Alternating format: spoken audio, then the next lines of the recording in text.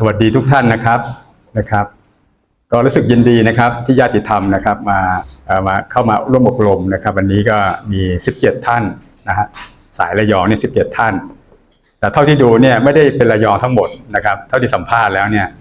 ก็จะมาจากชลบุรีโคราชปากช่องกรุงเทพก็มีนะครับก็เป็น FC ตัวจริงนะครับสำหรับในการอบรมครั้งนี้นะครับชื่อคอร์สอบรมเนี่ยผมจะเรียกว่าธาตุรู้นะครับทุกท่านเนี่ยอาจจะไม่ค่อยคุ้นหูเท่าไหร่นะครับแต่ก็มีครูอาจารย์ท่านใช้คำนี้แต่ว่าพูดแบบผ่านๆเนาะที่จริงตัวนี้เป็นตัวที่สำคัญมากนะครับไอ้ธาตุรู้ตัวนี้เพราะเราใช้อยู่กับเขาเนี่ยแต่เราไม่เข้าใจตัวนี้นะครับก็ถ้าเกิดเราเข้าใจตัวนี้ความทุกข์จะหายไปมากเลยนะครับจะเปลี่ยนบุคลิกเป็นคนละคนไปเลยนะถ้ารู้ตัวนี้นะครับรุ่นวันนี้เป็นรุ่นที่4นะครับก็จะตรงกับวันที่16มีนาคม2567ผมจัดมาทั้งหมดเนี่ย3รุ่นนะครับรุ่นแรกเนี่ยเราไม่ได้ประชาสัมพันธ์นะครับผมจัดที่อาสมสุญญตาในครั้งนั้นเนี่ยมีการเสวนากันด้วยมีจัด2วันเสวนาวันหนึ่งแล้วก็มีการอบรมวันหนึ่งนะครับซึ่งคอร์สวันนั้นเนี่ยก็จะเอาเฉพาะคนที่รู้จักนะครับแล้วก็ที่ทางอาสมสุญญตาเนี่ยเขาเชิญมาเป็นลูกหลานของคุณแม่สองนะครับรู้จักคุณแม่สองไหมครับยังไม่รู้จักคุณแม่สองเนี่ยนะครับท่านจะอยู่เบื้องหลังเรื่องเกี่ยวกับเขาเรียกว่าการทำนุบำรุงศาสนานะครับอาสมสุญญตาเนี่ยท่านไม่ได้สร้างขึ้นมาเพื่อทางด้านธุรกิจอะไรเลยนะฮะท่านมีธุรกิจอย่างอื่นแต่ท่านสร้างตรงนี้ขึ้นมาเนี่ยเป็นที่อบรมนะครับที่พักของสงฆ์อะไรเงี้ยกรณีถ้าเกิดว่าจะต้องไปรักษาที่โรงพยาบาลท่านนี่นะผมเปรียบเทียบทุกท่านรู้จักนางวิสาขาไหมเนี่ยอารมณ์แบบนี้เลยนะครับถ้าเกิดใครเจอคุณแม่สอนเนี่ยนะจะถือว่ามีบุญมากนะครับจะเหมือนนางวิสาขาอุบาสิกาเลยเนาะที่ว่าท่านทำอะไรอยู่เบื้องหลังหมดเลยนะครับในเรื่องเกี่ยวกับศาสนานะครับท่านเป็นคนดีครับท่านสอนลูกหลานนะให้เข้าถึงธรรมเนี่ยนะครับพยายามหาครูบาอาจารย์มาสอนอะไรเงี้ยครับนะครับก็ท่านสัมพันธ์มีความสัมพันธ์กับใครอะไรยังไงเนี่ยท่านพยายามสอนนะครับตอนนี้ท่านจะมี YouTube ของท่านนะผมก็ไปเพิ่งไปเปิดเจอผมก็เลยแนะนำในคลิปทุกท่านก็ในคลิป2คลิปหลังเนี่ยผมจะแนะนำเรื่องของคุณแม่สอนตอนนี้มี2คลิปแล้วถ้าเกิดใครสนใจก็ไปฟังได้นะท่านก็ถือว่าปฏิบัติได้ดีนะครับเดี๋ยวผมจะบอกที่มาที่ไปของคอร์สวันนี้นิดนึงนะครับเนื่องจากว่าคอร์สเนี่ยคือผมพอไปอบรมที่กรุงเทพเนี่ยมันก็เลยมีความมีดำริขึ้นมาในใจเนาะว่าในเรื่องเกี่ยวกับการอบรมเนี่ยที่ผมเห็นที่ผ่านมาเนี่ยส่วนใหญ่เขาจะไปจัดที่วัดที่อะไรอย่างนี้ใช่ไหมครับแล้วก็สร้างสถานที่ปฏิบัติธรรมอะไรเงี้ยแล้วบางคนเนี่ยเนื่องจากว่าประเทศไทยมีตั้ง70กว่าจังหวัดแล้วนะครับก็การเดินทางผมว่าไม่สะดวกหรอกถ้าสมมติว่าไปจัดที่ตะวันออกเฉียงเหนืออย่างเงี้ยคนทางใต้เนี่ยเขาก็ไปก็ไม่ก็จะลำบากใช่ไหมฮะก็ต้องเสียเวลาเสียเงินทองเสียอะไรพวกเนี้ยผมก็เลยมีดำริในใจว่าสู้เราไปคนเดียวดีกว่าเนาะคนก็จะสบายคือคนเขาอยู่สถานที่เขามาง่ายแล้วก็เขาอยากจะมาอยู่แล้วเงี้ยเขาจะสะดวกดังนั้นเนี่ยจังหวัดระยองก็จะเป็นคอร์สแรกของผมนะในการที่ผมจัดอบรมเนี่ยนะครับเรียกว่าต่อเนื่องจากกรุงเทพเพราะกรุงเทพผมไม่มีปัญหาหรอกเพราะคุณแม่สองท่านซัพพอร์ตหมดเลยท่านซัพพอร์ตหมดเลยนะถ้ามีโอกาสนะอยากจะชวนพวกเรานะเพราะระยองเนี่ยมันก็กรุงเทพมันไม่ได้ไกลอะไรเท่าไหร่ใช่ไหมลองไปดูบรรยากาศดีมากเลยเนาะบรรยากาศดีนะท่านจัดหมดเลยนะทั้งสถานที่อบรมนะครับมีสถานที่จอดรถมีอาหารเรียบร้อยเลยนะถ้าเกิดบางคนที่มาไกลๆเนี่ยเราขอได้นะขอพักที่นั่นก็ได้ไม่ต้องเสียค่าโรงแรมด้วยนะถ้าเกิดคนแบบมาไกลๆเนี่ยมีความจำเป็นต้องมาค้างก่อนตอนแรกผมพูดตามตรงนะตอนแรกผมก็ที่ผมมาทำคลิปทำอะไรไม่ได้ถึงไม่ได้มีความรู้สึกว่าเราไม่ได้มาไกลถึงขนาดเนี้ยพอผมทำคลิปเดือนแรกเนี่ยมีคนบรรลุธรรมคนแรก มันเป็นตัวจุดประกายไงว่าเอ๊ะเรานี่แค่เราสอนแบบอยู่ใน YouTube เนี่ยเขายังไม่รู้ทำกันได้เลยใช่ไหมหลังจากนั้นเนี่ยก็ทำคลิปเรื่อยๆมาแล้วก็มาเปลี่ยนคอนเทนต์จากออกเดี่ยวมาออกคู่ก็เกิดไอเดียไงว่าไหนๆเขาโทรมาถามแล้วเราก็ทำคลิปไปเลยสิเพราะคลิปตัวนี้มันจะเหมือนเป็นห้องสมุดน่ะเพราะแต่ละคนเนี่ยจะมาจากหลายแนวทางนะครับมาจากรูปฌานอรูปฌานก็มีเนาะมาจากเจริญความรู้สึกตัวก็มีสมาธิก็มีอะไรเงี้ยนะครับยุบหนอพองหนอ14จังหวะดังนั้นเนี่ยไอ้ทุกเขาเรียกว่าทุกการสนทนาเนี่ยมันมีประโยชน์มากเพราะยังไงคุณต้องมาซ้ำวิธีแบบนี้อยู่แล้วถูกไหมคุณจะปฏิบัติยังไงก็ต้องมาซ้ำอ่ะดังนั้นเนี่ยถ้าเกิดเรามีห้องสมุดตรงเนี้ยใครที่เดินไปอย่างเงี้ยเขาก็จะได้มาศึกษามาศึกษาตามแผนผังนี้เลยมันก็จะเป็นประโยชน์เพราะตอนนี้ผมออกคลิปทั้งหมดเนี่ยทั้งหมดกี่คลิปแล้วครับเกือบจะ200คลิปใช่ไหมเดี๋ยววันนี้ก็จะออกคลิปอีกนะก็จะออกคลิปอีกคือตอนนี้ผมทำคลิปไม่ทันเพราะว่าคอนเทนต์ที่คนคุยกับผมเยอะคุยเยอะจนผมเนี่ยอย่างวันเนี้ยก็จะเป็นอีกคอนเทนต์หนึ่งการแชร์ประสบการณ์นะครับการแชร์ประสบการณ์ซึ่งก็จะเป็นคอนเทนต์ที่มันถ้าเกี่ยวกับการสอนมันอาจจะคล้ายๆเนาะแต่คอนเทนต์เกี่ยวกับการแชร์ประสบการณ์เนี่ยมันจะเป็นคอนเทนต์ใหม่ๆนะครับแล้วก็จะมีการสอบอารมณ์นะฮะเราจะแบ่งกลุ่มย่อยนะครับแบ่งกลุ่มย่อยเนี่ยเนื่องจากว่าวันนี้ที่มาเข้าคอร์สกันเนี่ยประมาณ10 กว่าคนผมก็เลยคิดว่าเดี๋ยวแบ่ง2 กลุ่มนะครับ2 กลุ่มเนี่ยก็จะให้ก็เรียกว่าพี่เลี้ยงก็คือคุณดารุเนียคนหนึ่งแล้วเดี๋ยวช่วงบ่ายน้องฝนมาอีกคนหนึ่งก็จะเป็น2 กลุ่มถ้าเกิดน้องฝนเนี่ยยังติดงานนะเดี๋ยวผมจะเป็นอีกกลุ่มนึงก็ได้แล้วคุยกันนะครับเป็นการแชร์แล้วก็แชร์ประสบการณ์และการเขาเรียกว่าอะไรนะการถ้าเกิดเราสงสัยอะไรเงี้ยนะครับในช่วงในระหว่างการแบ่งกลุ่ม2 กลุ่มเนี่ยผมจะขอเชิญแต่ละคนเนาะแต่ละคนนะทั้งหมดเลยเนี่ยผมจะมาสัมภาษณ์นะครับก่อนที่เราจะไปทานข้าวทานอาหารกันเนี่ยนะครับจะให้ทุกคนน่ะติ๊กในใบลงทะเบียนซึ่งมันจะมีการประเมินตัวเอง3 ระดับเมื่อกี้ทุกท่านก็คงเห็นเนาะ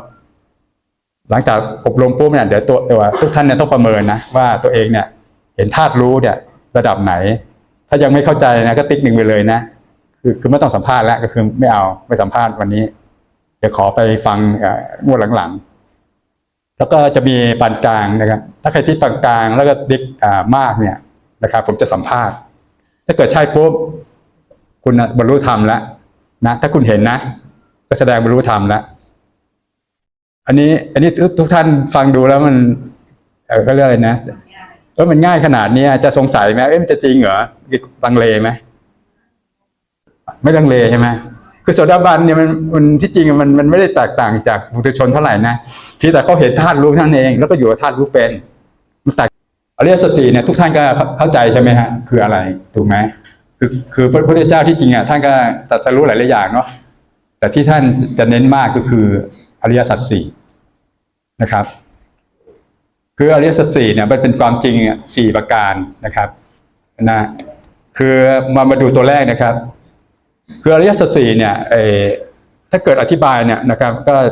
จะมีครูบาอาจารย์ท่านก็อธิบายเยอะแยะไปหมดนะแต่ที่ผมเอามาเนี่ยอันนี้เป็นของใครฮะคำสอนอันนี้ทุกท่านมีใครศึกหลวงปู่ดูลถูกไหม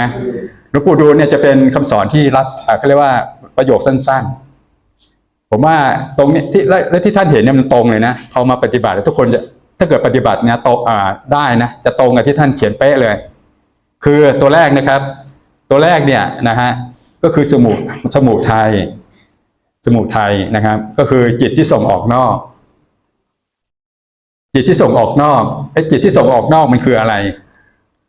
ก็คือจิตที่เป็นธาตุรู้นี่แหละที่เราไม่รู้จักเขาเนี่ยมันส่งออกนอกคือมันไปยุ่งกับไอ้สิ่งที่มันเกิดขึ้นนะฮะสิ่งที่มันเกิดจากไอ้รูปนามอายตนะรูปนามขันธ์ 5อายตนะ 6คือธาตุรู้เนี่ยปกติมันเป็นธาตุที่ว่าง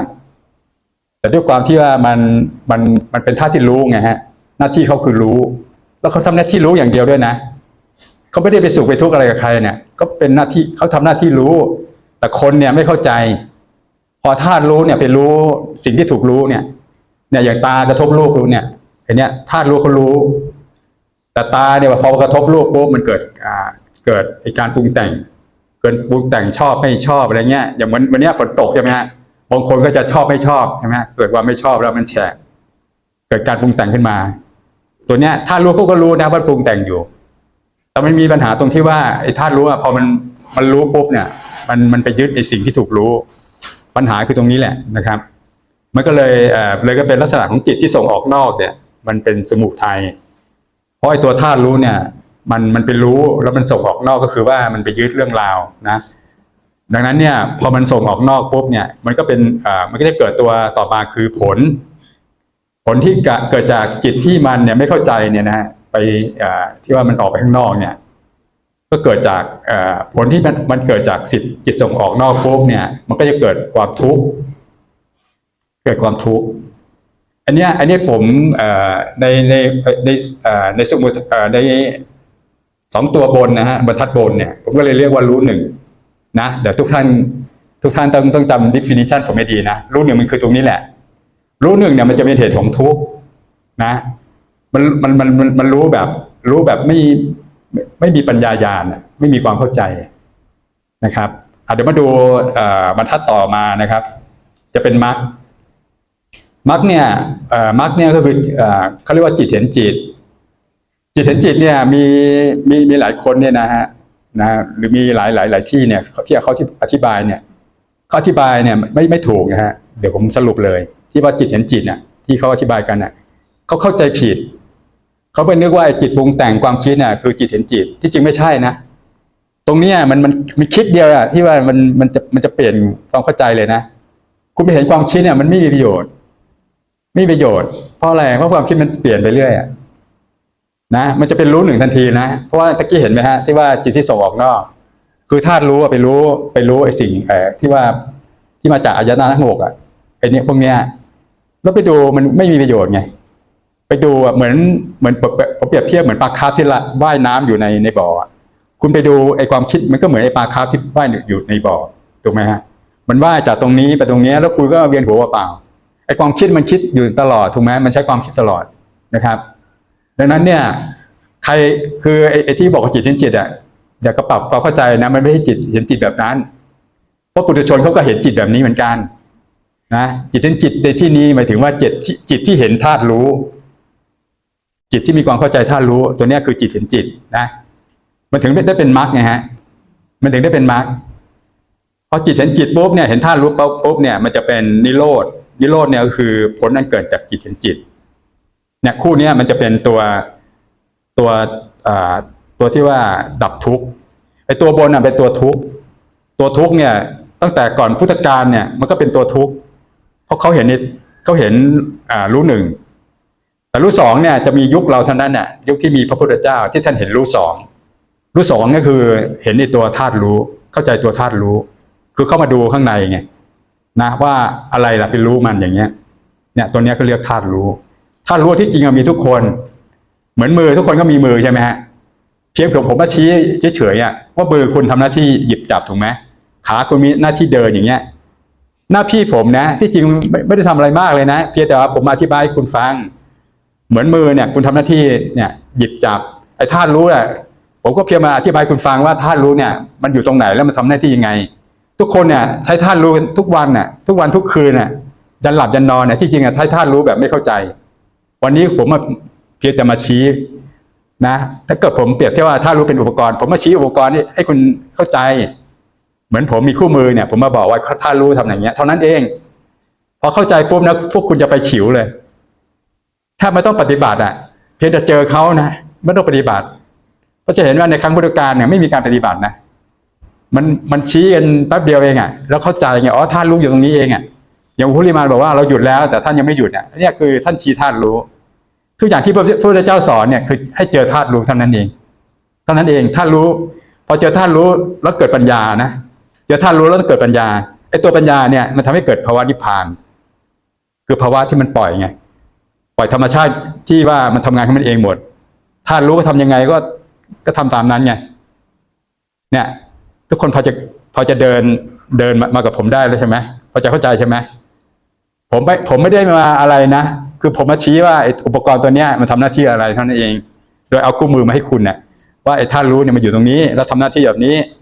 เหมือนอะไรก็แล้วแต่เนาะที่คุณได้มาเนี่ยเหมือนรถยนต์อ่ะก็จะให้คู่มือคุณมาใช่ไหมเนี่ยแล้วคุณก็อ่านคู่มือว่าตัวนี้เป็นปุ่มอะไรยังไงอย่างเงี้ยก็แบบเดียวกันวันนี้ผมจะมาสอนเนี่ยการใช้คู่มือเลยแล้วคุณก็จะเดินได้นะพุทธดำรัสแรกที่ตรัสรู้หลังตรัสรู้นะเดี๋ยวผมจะอ่านให้ฟังนะเมื่อเรายังไม่พบญาณอันนี้คือปัญญาแหละไอ้ตัวนี้ที่ผมบอกอ่ะคือไอ้คำว่าไม่พบญาณหมายถึงว่าปัญญาเนี่ยปัญญาที่เข้าใจว่าไอ้ระบบของร่างกายเรามีอะไรเนี่ยนะก็คือตรงเนี้ยเขาเรียกว่าไม่พบญาณได้แล่นท่องเที่ยวไปในสงสารเป็นอเนกชาติก็แสดงว่าถ้าเกิดเราไม่พบญาณปุ๊บเนี่ยเราต้องเวียนว่ายตายเกิดเยอะมากนะพระพุทธเจ้าเนี่ยท่านเวียนว่ายตายเกิดนานแสวงหาอยู่ซึ่งในช่างปลูกเรือนแสวงหาอยู่ในช่างปลูกเรือนก็คือไอ้ตัวจิตปรุงแต่งทั้งหลายเนี่ยนะที่มันจะให้เราเป็นนู่นเป็นนี่อยากได้นู่นอยากได้เนี่ยในช่างปลูกเรือนพอมันปรุงปุ๊บเราเชื่อปุ๊บเลยคนเกิดมาเนี่ยทุกคนเนี่ยไม่เห็นธาตุรู้เนี่ยมันจะปรุงแบบหมดนะจะปรุงทุกอย่างอ่ะทุกท่านก็ปรุงมาตั้งแต่เกิดใช่ไหมแล้วทุกอย่างมันก็ดับไปหมดถูกไหมไม่เหลือหรอกจะปรุงกี่อย่างก็ไม่มีซ้ำด้วยเนาะเนี่ยนะตั้งแต่เด็กขึ้นมาเนี่ยนะครับก็แสวงหาอยู่ซึ่งในช่างปลูกเรือนคือตัณหาผู้สร้างภพก็คือเราเกิดมาปุ๊บเราก็จะเกิดพวกตัณหาเนี่ยเป็นแรงผลักดันนะครับการเกิดทุกคราวเนี่ยเป็นทุกข์ล่ำไปดังนั้นเนี่ยการเกิดทุกคราวเนี่ยมันมีแต่ความทุกข์อ่ะแล้วมันไม่หยุดไงมันก็เลยเกิดเพราะเราเกิดมาเนี่ยผมถามหน่อยทุกท่านเนี่ยมีใครเกิดมามีความสุขตลอดไหมไม่มีถูกไหมเพราะฉะนั้นที่พระพุทธเจ้าอุบัติขึ้นมาเนี่ยเพื่อมาสอนคนน่ะเพื่อหาวิธีดับทุกข์เพราะท่านรู้ไงเกิดมาเนี่ยทุกข์แน่นอนนะครับแล้วก็นี่เนี่ยในช่างปลูกเรือนเรารู้จักเจ้าเสียแล้วเจ้าจะทำเรือนให้เราไม่ได้อีกต่อไปโครงเรือนทั้งหมดของเจ้าเราหักเสียแล้วยอดเรือนเราก็รื้อเสียแล้วจิตของเราถึงแล้วซึ่งสภาพที่อะไรปรุงแต่งไม่ได้อีกต่อไปมันได้ถึงแล้วซึ่งความสิ้นไปแห่งตัณหานะฮะก็วงเล็บคือภาวะนิพพานก็แสดงว่าไอ้ตัวจิตของท่านเนี่ยมันต้องเป็นภาวะที่มันไม่ปรุงแต่งถูกไหมซึ่งตรงนี้ก็จะเป็นประโยคนึงอ่ะที่จะคอนเฟิร์มว่าไอ้จิตที่ท่านพูดเนี่ยถ้าเกิดใครเจอตัวจิตตัวเนี้ยจะเข้าใจและจะเก็ตตัวพระสูตรเนี้ยถ้าเกิดใครเห็นนะคือใครเห็นเนี่ยคือภาวะตัวนี้เขาเรียกว่าภาวะวิสังขารคือเราเจอแต่ภาวะสังขารใช่ไหมปลูกไม่มีการเนี่ยปรุงแต่งก็เหมือนตัณหานี่แหละนะผู้สร้างภพมันก็จะมีเรื่องราวหมดนะเราทำอะไรก็จะผลักได้ด้วยตัณหาถ้าเกิดเราเจอภาวะเขาเรียกว่าวิสังขารเมื่อไหร่นะเราจะเข้าใจแล้วเราจะเข้าใจครูบาอาจารย์ทุกองค์เลยนะคุณดู YouTube กี่องค์ถ้าเกิดคุณเจอภาวะวิสังขารนะจะจบคุณฟังของกี่องค์กี่ท่านคุณเข้าใจหมดเลยเนี่ยเป็นอะไรที่อัศจรรย์นะแต่ถ้าเกิดคุณอยู่ในภาวะสังขารนะคุณฟังยังไงก็ไม่เข้าใจเพราะคุณวนอยู่ในรู้หนึ่งไงคุณยังไม่เจอรู้สองไงยังไงคุณก็วนนะมีแต่ความทุกข์อ่ะไอ้รู้หนึ่งเนี่ยมีแต่ความทุกข์เพราะว่าไอ้รู้หนึ่งอ่ะวิธีการแก้ปัญหาของคนที่อยู่รู้หนึ่งนะก็คือคิดบวกถูกไหมพอมันคิดไม่ดีก็จะคิดบวกถูกไหมมันเปลี่ยนเรื่องคิดอ่ะหรืออันนึงก็คือหยุดความคิดใช่ไหมแต่ก็หยุดได้ชั่วคราวเพราะมันเป็นรู้หนึ่งไอ้รู้หนึ่งเนี่ยที่มันทุกข์เพราะว่าเป็นภาวะของอนิจจังทุกขังอนัตตามันเป็นภาวะเกิดดับแต่ถ้าเกิดเป็นภาวะของรู้สองเนี่ยมันไม่เกิดไม่ดับมันเป็นภาวะว่างๆมันถึงไม่เกิดไม่ดับไงเพราะภาวะว่างมันไม่มีอะไรไปบรรจุในความว่างถูกไหมนั่นแหละนะครับหน้าต่อไปนะครับผมจะพูดถึงญาณเนาะพระเจ้าท่านบอกว่าเมื่อเราไม่เห็นญาณไม่พบญาณเนี่ยก็เลยต้องท่องเที่ยวในวัฏสงสารไอ้คำว่าญาณเนี่ยนะครับก็คือปัญญาญาณที่เห็นจิตเนี่ยหรือธาตุรู้เนี่ยมันแยกออกมาจากขันธ์ห้าเป็นจิตที่บริสุทธิ์คือพอเราเห็นไอ้ธาตุรู้ตัวเนี้ยมันจะเป็นจิตบางท่านเนี่ยจะเรียกว่าจิตมันเป็นจิตที่ไม่ปรุงแต่งตัวธาตุรู้ตัวเนี้ยนะครับญาณตัวนี้คือการเห็นจิตนะก็จะตรงกับหลวงปู่ดูลว่าจิตเห็นจิตเป็นมรรคถูกไหมตรงกันเลยจิตเห็นจิตเป็นมรรคนะครับ ซึ่งไอตัวจิตหรือธาตุรู้ตัวเนี้ยมันจะแยกออกมาจากขันธ์ห้าเป็นจิตที่บริสุทธิ์ที่ท่านบอกว่าบริสุทธิ์นะครับแล้วก็จะบางองค์บางท่านก็จะเปรียบเทียบว่าจิตที่บริสุทธิ์เนี่ยมันจะแยกออกจากไอตัวจิตปรุงแต่งเหมือนกับน้ำเหมือนน้ำกิ้งบนใบบัวที่พวกเราเคยได้ยินเพราะว่ามันแยกอย่างนั้นแต่ว่าภาวะของคนที่เป็นปุถุชนเนี่ยมันจะมีภาวะจิตพุทธะเนี่ยมันจะซึมมันจะเขาเรียกว่ามันจะซึมไปเหมือนน้ำเนี่ยซึมไปในกระดาษทิชชู่มันจะเป็นอันเดียวกันมันแยกออกมาไม่ได้หน้าที่ของเราเนี่ยเราต้องแยกเราต้องเข้าใจธาตุรู้แล้วธาตุรู้แยกตัวออกมาเนี่ยนะครับหน้าที่เรา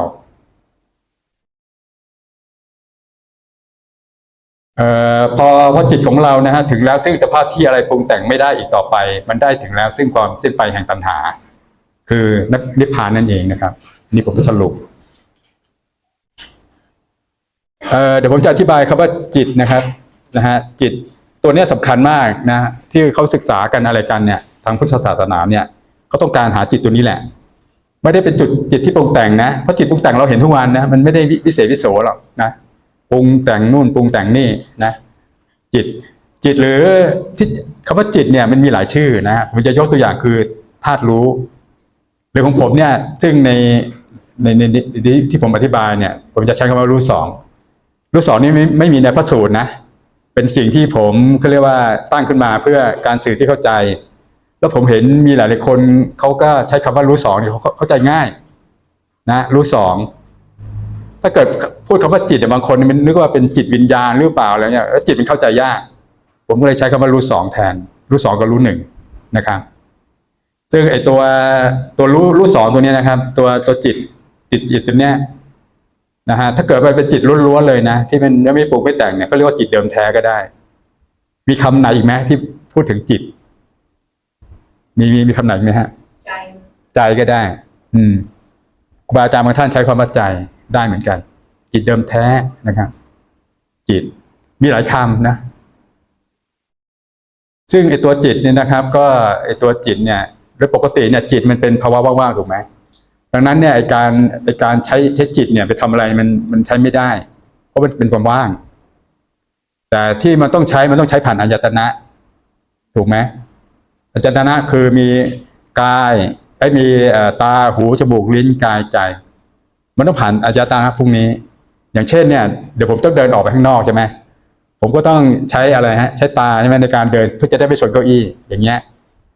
นะหรือกรณีเดินเนี่ยนะครับเราก็ต้องใช้ร่างกายในการเดินอันเนี้ยตัวจิตเนี่ยก็จะเป็นตัวที่รู้ไงรู้ว่าทำอะไรอยู่อย่างเงี้ยรู้ว่าตาเนี่ยมองอยู่อย่างเงี้ยตัวจิตเนี่ยมันจะอยู่เบื้องหลังอายตนะอีกทีนึงนะครับมาดูรู้ตะกี้ผมพูดถึงตัวจิตนะฮะหรือจิตพุทธะเนี่ยนะครับก็เป็นรู้สองเนี่ยตัวนึงเนี่ยเดี๋ยวผมจะอธิบายรู้หนึ่งนะรู้หนึ่งที่พวกเรารู้กันเนี่ยที่เป็นรู้ที่มันไม่มีญาณไม่มีปัญญาญาณนะฮะบางท่านเขาเรียกรู้อวิชชามันรู้แบบอวิชชารู้แบบไม่รู้นะรู้แบบอวิชชาก็คือเป็นรู้จากความยึดมั่นนะฮะรูปและนามเป็นตัวเป็นตนก็คือไอตัวธาตุรู้เนี่ยมันอยู่ปะปนอยู่กับไอตัวรูปนามและอายตนะทั้งหกคือมันอยู่ปะปนกันแบบใช้แบบไม่เข้าใจใช้แบบไม่เข้าใจนะมันปนกันมันไม่ได้แยกกันแบบน้ำกับใบบัวนะครับหน้าที่เราคือเราต้องนะฮะมีปัญญาตรงนี้ในการแยกเขาแต่การแยกไม่ใช่เป็นการกระทำนะเป็นลักษณะญาณที่มันเข้าใจเมื่อเราฟังอะไรเข้าใจสักอย่างเนี่ยอันนี้คือปัญญาญาณนะครับเอามาดูนะครับมาดูเรื่องเกี่ยวกับหน้าต่อไปนะครับผมจะพูดถึงขันธ์ห้านะครับบางทีผมอาจจะต้องใช้ศัพท์พวกนี้นะครับเพราะว่าเพื่อจะได้เรียกว่ามีความเข้าใจนะครับขันธ์ห้าเนี่ยนะครับก็ในร่างกายเราเนี่ยนะครับจะมีองค์ประกอบเนี่ยจะมีฝั่งนะฮะรูปและนาม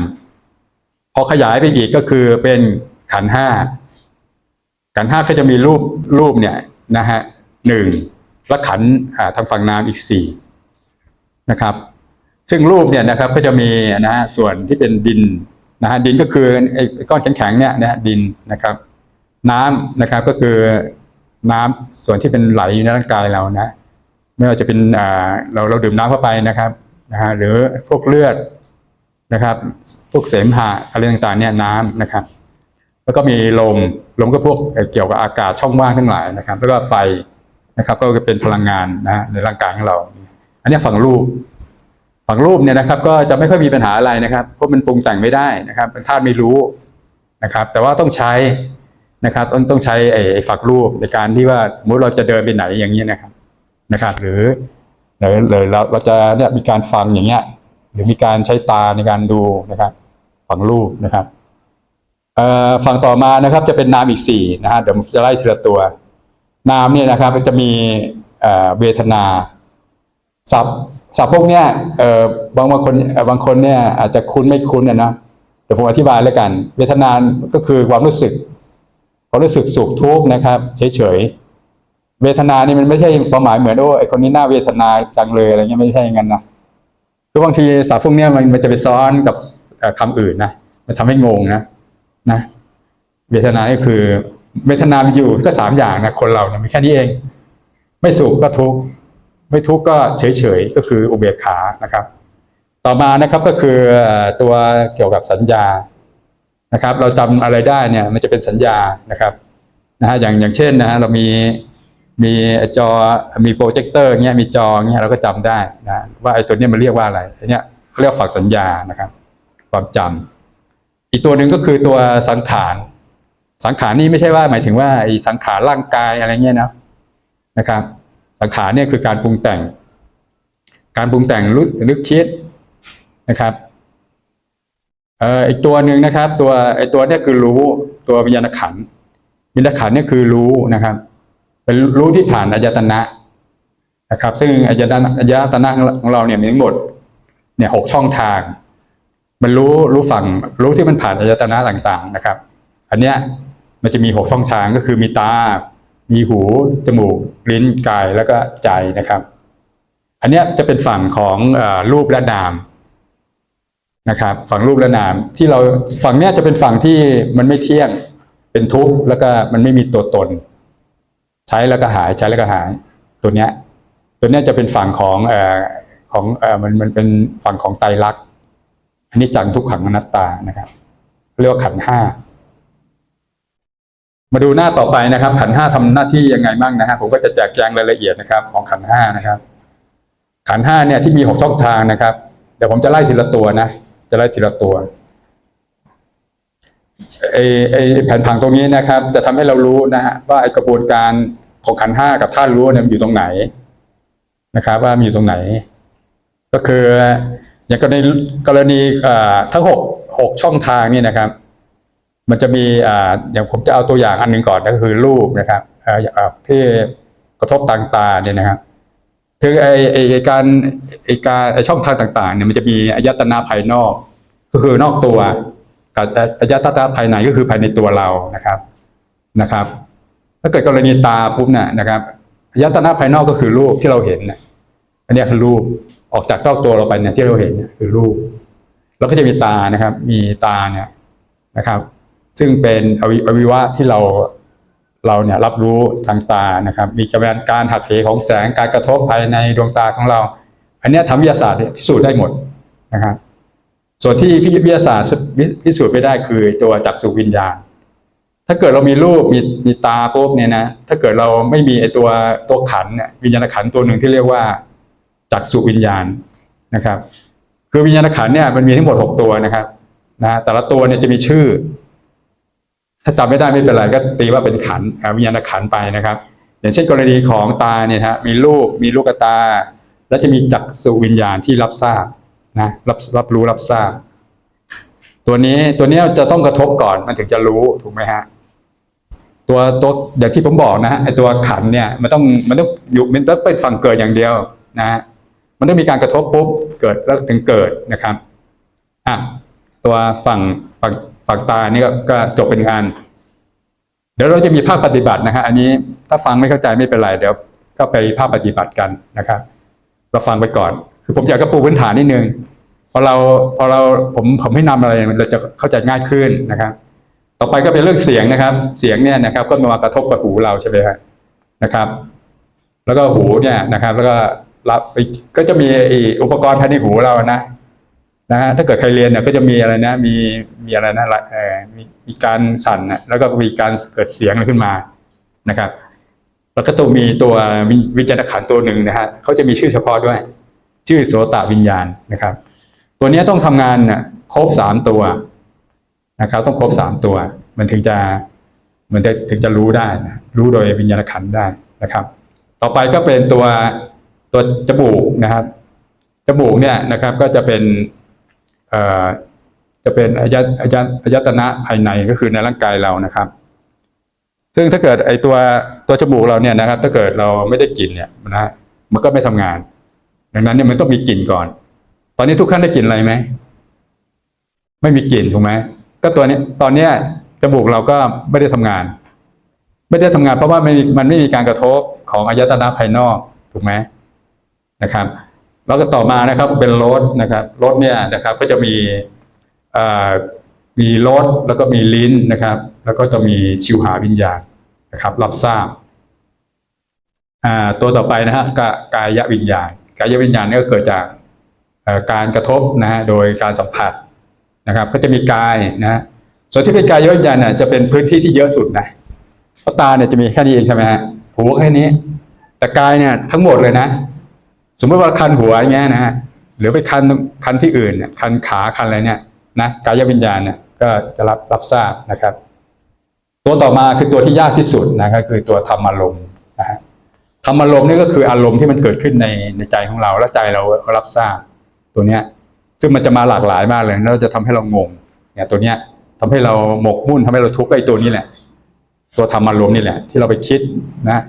คิดปรุงแต่งอะไรขึ้นมาเนี่ยธรรมารมณ์ขึ้นมาแล้วแต่เราไม่เข้าใจไงผมไม่เข้าใจปุ๊บเราไปยึดตัวธรรมารมณ์นี่แหละซึ่งไอ้ธรรมารมณ์เนี่ยมันก็เกิดจากไอ้ช่องทางของไอ้ตัวนี่แหละไอ้ตัวอายตนะตัวอื่นๆด้วยอย่างตากระทบรูปปุ๊บเนี่ยเราเกิดการปรุงปุ๊บเนี่ยก็เกิดสังขารใช่ไหมถ้าเกิดว่าเราสมมติว่าเรามองป้ายทุกอย่างเนี่ยมองป้ายอย่างเงี้ยเราเกิดสัญญาก่อนใช่ไหมว่านี่ป้ายนี่มันชื่ออะไรใช่ไหมถ้าเกิดเรามองแค่มองปุ๊บเนี่ยนะแล้วเราไม่อะไรต่อเราจำว่าอ๋อนี่ป้ายของบริษัทPTTGC เราไม่ปรุงอะไรต่อก็เป็นแค่สัญญาแต่ถ้าเกิดเราปรุงต่อว่าป้ายมันเล็กมันใหญ่อะไรเงี้ยเนี่ยสังขารทำงานแต่ถ้าเกิดเราทุกข์อีกแล้วทุกข์มันทำไมป้ายมันมองไม่ชัดเลยอะไรเงี้ยเนี่ยอันเนี้ยเป็นความทุกข์ละเป็นเวทนาเนี่ยตัวเนี้ยมันเป็นฝั่งของเขาเรียกว่าธรรมารมณ์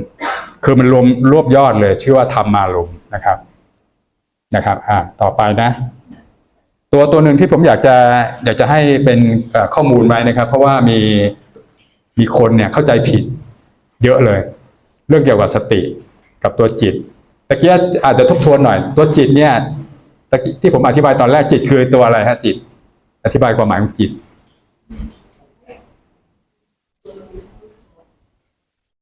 รู้ใช่ไหมฮะธรรมชาติหนึ่งที่มันรู้อารมณ์นะเดี๋ยวผมจะอธิบายต่อนะ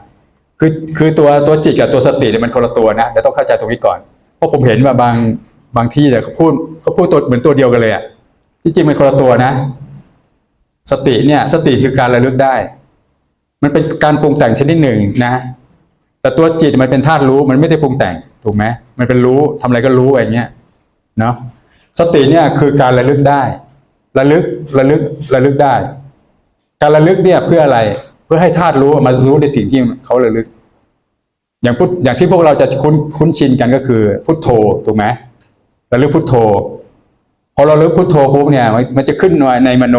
ของเราใช่ไหมว่าพุทโธอย่างนี้ใช่ไหมที่เราต้องระลึกเพราะว่าเราต้องการหยุดความคิดเพราะว่าปกติคนเราเนี่ยจะคิดไม่หยุดเลยคิดทั้งวันทั้งคืนน่ะดังนั้นเนี่ยที่เราจะหยุดความคิดเนี่ยก็คือการระลึกอะไรบางอย่างเพื่อให้ไอตัวธาตุรู้เนี่ยมันเนี่ยไปคุกเข้ากับไอสิ่งที่นึกเนี่ยให้มันโยนแยกออกมาจุดประสงค์ของการเจริญสติเพื่อต้องการดึงธาตุรู้ออกมาธาตุรู้มารู้ในสิ่งที่ระลึก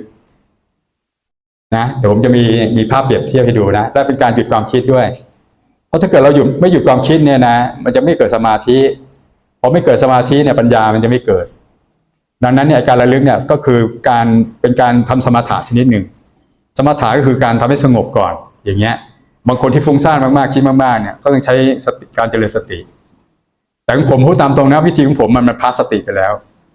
จะเห็นว่าผมไม่ค่อยสอนเรื่องสติจะเห็นว่าผมสอนแต่ธาตุรู้ เพราะธาตุรู้เนี่ยถ้าเกิดคุณเข้าใจปุ๊บคุณโสดาปัตติมรรค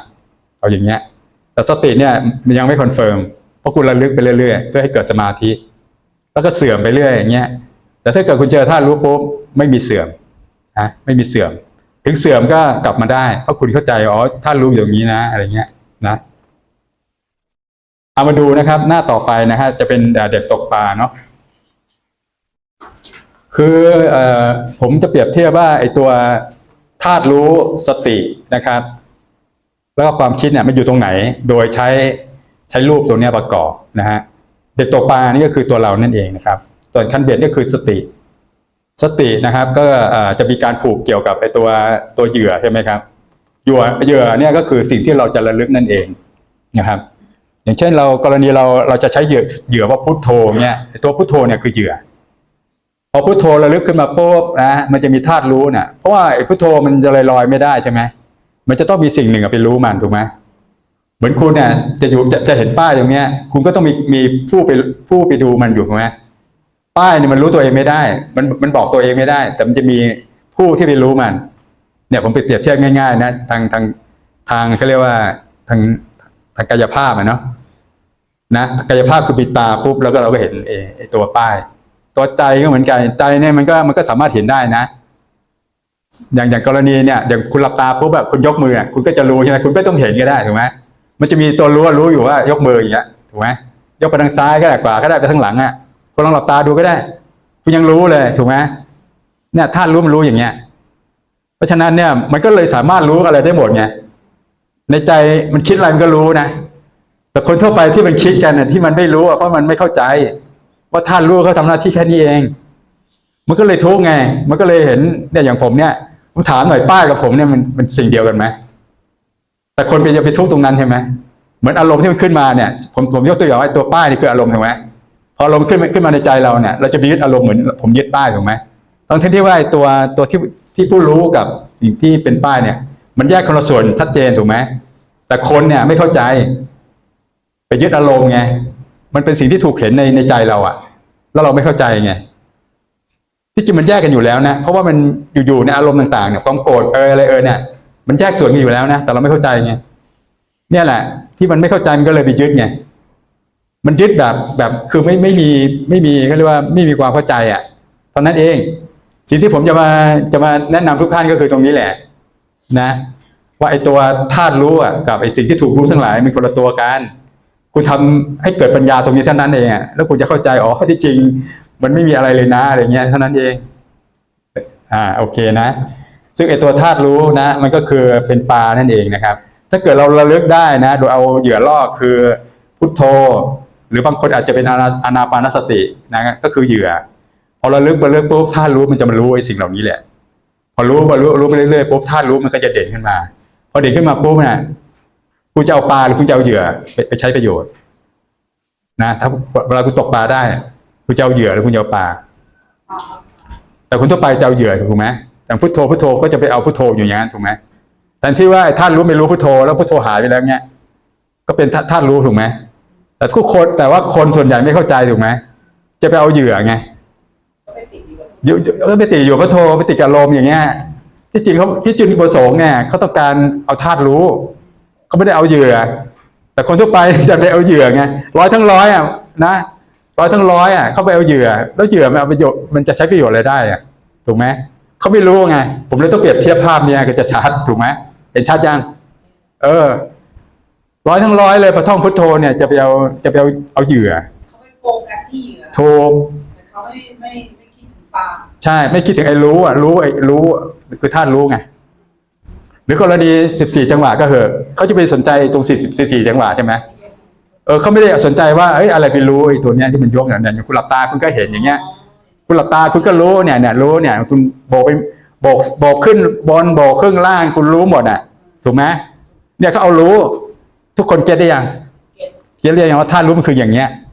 นะถ้าใครพยักหน้านี่แสดงว่าเนี่ยผ่านแล้วนะแค่พยักหน้าให้ผมเห็นเนี่ยผ่านแล้วรู้เฉยนี่แหละพุทธะตาเห็นง่ายนะจ๊ะก็ใช่ไงตานี่ยังไม่รู้สึกเท่าไหร่นะพอหลับเลยรู้สึกมากใช่เพราะคุณปิดอายตนะทั้งหมดไงตาคุณไม่เอาไงคุณไปเอาอายตนะเรื่องเกี่ยวกับมโนวิญญาณตัวเดียว ที่เขานั่งสมาธิกันเพราะเขาต้องการปิดอายตนะพอปิดอายตนะปุ๊บมันจะเห็นง่ายเพราะคุณปิดอายตนะตั้งหลายอย่างถูกไหมคุณปิดตาใช่ไหมไอ้จมูกดมกลิ่นลิ้นลิ้มรสคุณปิดไปแล้วนะเพราะคุณไม่ได้ตอนนั้นคุณไม่ได้กินอะไรแล้วไม่ได้ดมอะไรแล้วคุณมาปิดไอ้ตัวตาใช่ไหมมันก็เหลือกี่อย่างตอนนี้มันก็เหลือกายใช่ไหมเหลือกายแล้วโฟกัสที่กายหูเงี้ยถ้าเกิดคุณนั่งเงียบๆหูก็ไม่ทำงานอยู่แล้วดังนั้นเนี่ยอายตนะถ้าเกิดมันปิดหมดปุ๊บคุณเห็นธาตุรู้ชัดเพราะธาตุรู้คือตรงนี้เดี๋ยวผมจะให้ดูนะเนี่ยธาตุรู้อยู่ตรงเนี้ยไอ้ตรงเนี่ยไอ้ที่เป็นรูปรูปแผ่นผังเนี่ยธาตุรู้อยู่ตรงกลางเนี่ยธาตุรู้พออายตนะที่ผมบอกแล้วไงอายตนะเนี่ยถ้าเกิดมันไม่ทำงานคือองค์ประกอบไม่ครบเนี่ยมันจะให้เรียกว่ามันไม่ทำงานถูกไหมอย่างผมพูดปุ๊บอายตนะฝั่งนี้ก็ไม่ทำงานถูกไหมมันก็ดับไปแล้วเอางี้ไปอยู่ในป่าก็ดีสิไม่ดีจะไม่ต้องรับรู้อะไรไม่ได้เพราะเราต้องใช้ชีวิตคือเราต้องเกิดปัญญายาณถ้าเกิดปัญญายาณคุณอยู่ได้ทุกที่ไอ้ตัวนั้นมันไม่ใช่แล้วอย่างนี้คุณต้องไปอยู่ตลอดหรือคุณต้องประกอบติดผมตลอดมันก็ไม่ได้ต้องใช้ชีวิตถูกไหมธาตุรู้เนี่ยธาตุรู้เราจะเห็นชัดตอนที่อายตนะทั้งหมดเนี่ยมันดับ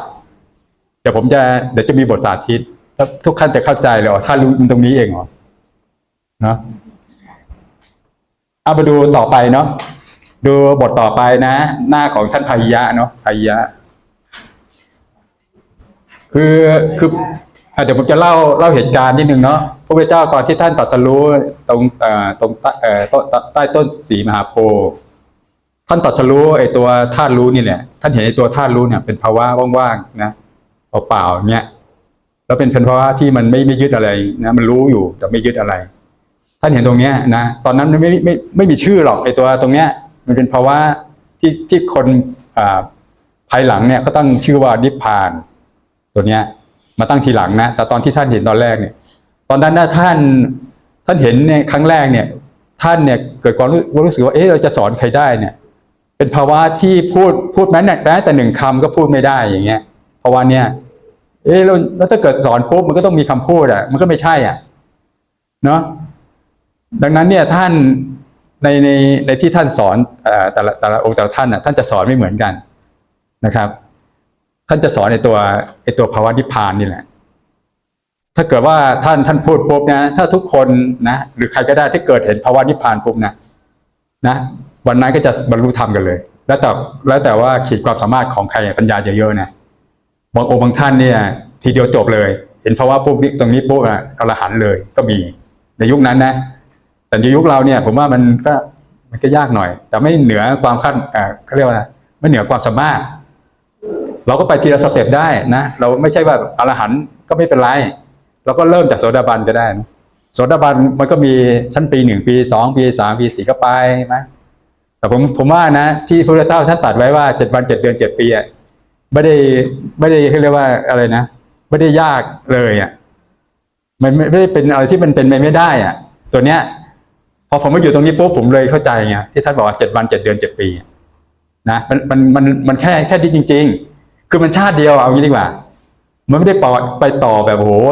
เยอะแยะอะไรเงี้ยไอ้ที่ไปต่อเนี่ยที่ท่านบอกว่าอะไรนะเรียกว่า7 ชาติเลยนั่นหมายถึงว่าโสดาปัตติมรรคนะถูกไหมโสดาปัตติมรรคก็คือปัญญาอย่างน้อยไงท่านก็ต้องไปต่อชาติที่2ที่3ที่4ที่5ที่6ที่7แต่ถ้าเกิดว่าเป็นโสดาปัตติผลนะมันจะเหลือแค่ถ้า2 ชาติเองอย่างคุณดารุเนี่ยสายเยอะผมว่าไม่ไปต่อแล้วนะไม่ไปแล้วเนี่ยดูแล้วเนี่ยถ้าเกิดใครเห็นเนี่ยจะมั่นใจมากเนี่ยเขาสามารถตอบได้นะมีใครไปต่อนะพวกเราจะไปต่อไหมจะต่อกันไหม7 ชาติเอาไหมพอแล้วหลายชาติแล้วใช่ไหมที่จริงเราเกิดเป็นอนันตชาติเลยนะแล้วลองคิดดูเดี๋ยวพระพุทธเจ้าเกิดมากี่พระองค์นะเราเพิ่งมาเนี่ยมาอยู่ในคำสอนขององค์ที่4เนี่ยองค์ที่5เนี่ยผมไม่แนะนำนะถ้าใครคิดว่าโอ้เดี๋ยวฉันจะระเหยก่อนนะพระศรีอานเนี่ยผมพูดตามตรงนะเดี๋ยวผมจะเล่านะว่าพระศรีอานเนี่ยทำไมพวกเราไม่ควรไปเพราะคุณต้องเจอยุคเสื่อมก่อนถูกไหมที่ทุกท่านเคยเรียนเคยศึกษาใช่ไหมยุคอายุขัยของมนุษย์ของในยุคเราเนี่ย100 ปีลบ 1ใช่ไหม ในยุคของพระพุทธเจ้าเนี่ยก็คือจะ100 ปีนับตรงนั้นเนี่ยคืออายุ100 ปีใช่ไหมฮะพอพุทธศาสนาเนี่ยปี100เนี่ยพุทธศักราช100ปุ๊บเนี่ยอายุคนเราเนี่ยจะ-1อย่างเงี้ยดังนั้นเนี่ยทุก100 ปีเนี่ยตอนนี้มัน2,500 ปีใช่ไหมมันจะ-25ถูกไหมอายุขัยเฉลี่ยของคนเราจะ75แล้วคุณลองคิดดูอ่ะ75เนี่ย100 ปี-1 100 ปี-1อ่ะจนถึง10อ่ะซึ่งตอนนั้นเนี่ยศาสนาจะแย่มากเลยไม่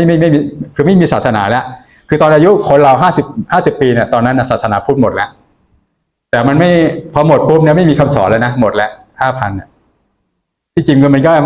ไม่ได้นานเลยนะแล้ว100 ปี-1 100 ปี-1 100 ปี-1ไปเรื่อยๆจนถึงอายุ10 ปีอ่ะที่อายุขัยคน10 ปีเนี่ยตอนนั้นคนจะแบบจะค่อนข้างจะจิตใจแบบโหดเหี้ยมอ่ะจะฆ่ากันเหมือนสัตว์ที่มันกินกันอะไรอย่างเงี้ยนะแล้วจะมีเขาเรียกว่าอะไรอ่ะในยุคนั้นเนี่ยมันจะโหดร้ายมากพอโหดร้ายปุ๊บเนี่ยคนก็จะฆ่ากันเลยแล้วจะมีบางคนหนีไปในตามถ้ำตามอะไรเงี้ยแล้วรู้สึกสลดสังเวชไงในการที่เรียกว่าฆ่าฟันกันก็เลยมาทำความดีไงพอทำความดีปุ๊บเนี่ย100 ปี-1ปุ๊บมันจะเป็น100 ปี+1 100 ปี+1จนในยุคของพระศรีอานริยเมตไตรเนี่ยอายุคนในยุคนั้น80,000 ปีคุณคิดดูสิ100 ปี+1 100 ปี+1ไปถึงตรงนั้น80,000 ปี